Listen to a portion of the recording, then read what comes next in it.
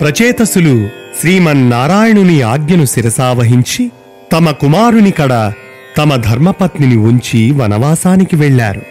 అక్కడ ఆత్మవిజ్ఞానం పొందాలని సంకల్పం చేసుకుని ఉండగా వారి కడకు సర్వలోకప్రియుడైన నారదుడు విచ్చేశాడు.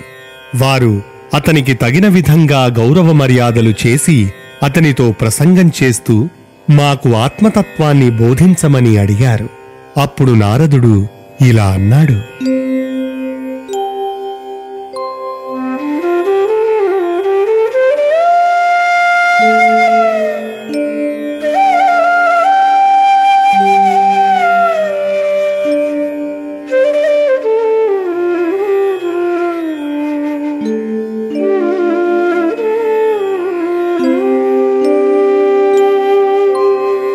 చర్చింప నరులకే జన్మ కర్మాయుర్మనోవచనంబుల దేవదేవుడఖిల విశ్వాత్మకుండైన గోవిందుండు విలసిల్లు భక్తి సేవింపబడును.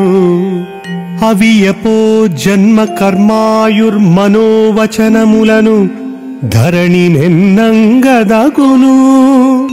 వనరుహనాభ దేవారహితములైన జననోపనయన దీక్షాకృతంబులైన జన్మంబులేలా దీర్ఘాయువేలా వేదచోదితయగు కర్మ వితతియేలా జపతపశ్రుత వాగ్విలాసంబులేలా మహిత నానావదాన సామర్థ్యమేలా.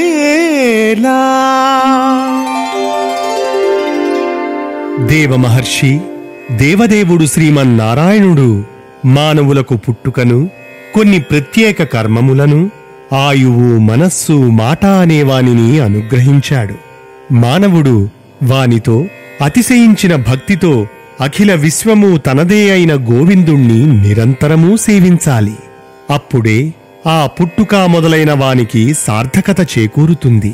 అలా కాక పద్మనాభుని సేవలేని జన్మము, ఉపనయనము మొదలైన సంస్కారములు పనికిమాలినవైపోతాయి. ఆ జన్మ సార్థకం కానిదవుతుంది. వానికి పెద్ద కాలం బ్రతకటం ప్రయోజనకరం కాదు. వాడు చేసే జపము, తపము, వేదాలు వల్లించడం మొదలైనవన్నీ వ్యర్థం. పెక్కు విషయాల మీద ధ్యానం ఉంచటం వంటి పనులు కూడా పనికిమాలినవే అయిపోతాయి.